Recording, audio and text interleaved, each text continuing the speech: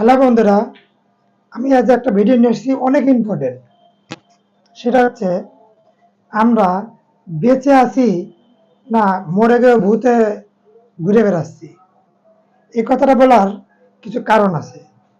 কারণ হচ্ছে আমরা যেসব খাবার খাচ্ছি সেসব খাবার খেয়ে আসলে আমাদের বেঁচে থাকার কথা না। তো আমি এই ভিডিওটার ভিতর দেখাচ্ছি যে আমরা কি খাচ্ছি, এইসব খাবার থেকে আমাদের বিরত থাকা উচিত। তো বন্ধুরা, ভিডিওটা প্রথম থেকে শেষ পর্যন্ত দেখুন। হ্যাঁ, আর যদি আপনাদের কাছে ভিডিওটা ভালো লেগে থাকে তাহলে বেশি বেশি করে শেয়ার করবেন এবং লাইক করবেন। যদি ফেসবুক পেজ থেকে দেখে থাকেন তাহলে পেজটিকে ফলো দিয়ে রাখবেন। আর যদি ইউটিউব চ্যানেল থেকে দেখে থাকেন তাহলে চ্যানেলটিকে সাবস্ক্রাইব করে রাখবেন, যাতে করে পরের ভিডিওগুলোর নোটিফিকেশন সবার আগে আপনাদের কাছে পৌঁছে যায়। তো বন্ধুরা, চলুন ভিডিওটা দেখা যাক। বেঁচে যে আছি এটাই আশ্চর্যের ব্যাপার। সকালে দাঁত মাজার জন্য টুথপেস্ট নিলাম, এর মধ্যে নাকি ক্যান্সারের উপাদান। রাস্তায় একটু পরোটা খেলাম, সেটাও আবার ভেজাল তেলে ভাজা।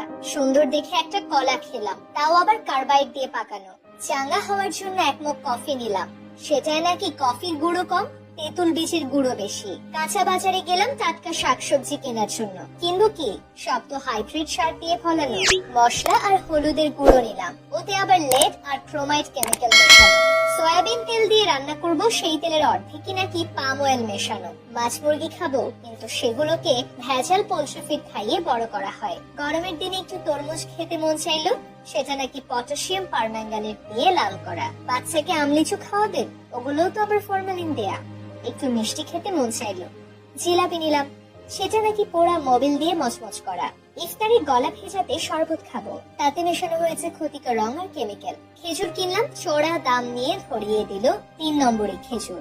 ইফতারে মজা করে মুড়ি মাখানো খাবো, সেই মুড়ি ইউরিয়া দিয়ে ফোলানো। সরিষার তেল দিয়ে মাখিয়ে খাবো ভেবেছিলাম, সেই তেলেও তো ভেজাল। সুন্দর দেখে বড় বড় পেঁয়াজও কিনেছিলাম, খেয়ে মনে হলো বড়া খাচ্ছি। আলুর চপে আলুর নাম গন্ধ নেই, বেগুনিতে বেগুন খুঁজে পেলাম না। সবজি চপ মুখে দিয়ে মনে হলো খড়কুটো চিবাচ্ছি। প্রোটিনের জন্য গরম দুধ খাওয়া দরকার, কিন্তু গাভীর পিটুইটারি গ্রন্থিতে ইনজেকশন দিয়ে নাকি অতিরিক্ত দুধ দোয়ানো হয়, তারপর আবার মেশানো হয় এক বালতি পানি।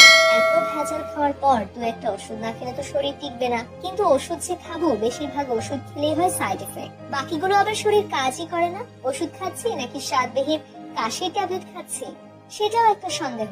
ভেজাল খেয়ে পেট ভরিয়ে বসে বসে ভাবছি এই পর্যন্ত বেঁচে আছি কিভাবে।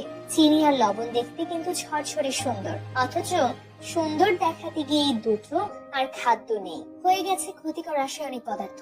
3 বেলা নিয়ম করে খাচ্ছি কেবল বিষ। হাতে জীবাণু দূর করার জন্য হ্যান্ড স্যানিটাইজার মাখবো, সেটাও নাকি নকল। পানি দিয়ে হাত ধোবো, সেই পানির সাথে আসে দানা দানা ময়লা। সবজি কিনতে গিয়ে ভালো দেখে বেছে বেছে নিলাম, বাসায় এসে দেখি সব পচা। চিন্তায় পড়ে গেলাম, এ কেমন জাদু? ব্যবসায়ীরা কি মানুষ নাকি এলিয়েন? এখন মানুষের ইমানেও দেখি ভেজাল, আগাগোড়া মানুষের মধ্যেই ভেজাল। দুর্নীতির মধ্যে দুর্নীতি, তার মধ্যে আবার দুর্নীতি। ভেজাল আর দুর্নীতি মিলেমিশে জগা খিচুড়ি হয়ে গেছে, তার মধ্যে পড়ে গেছি আমরা। নিজের মনে প্রশ্ন করলাম, আমরা কি আদৌ বেঁচে আছি নাকি ভূত হয়ে ঘুরে বেড়াচ্ছি? বেশি ভাবতে হলো না, কারণ উত্তরটা পেলাম সাথে সাথে। যে পরিমাণ ফরমালিন খাই তাতে শুধু ফলমূল না, তাতে আমরা মানুষেরও সংরক্ষিত হয়ে গেছে, নইলে তো কবেই পৌঁছে যেত।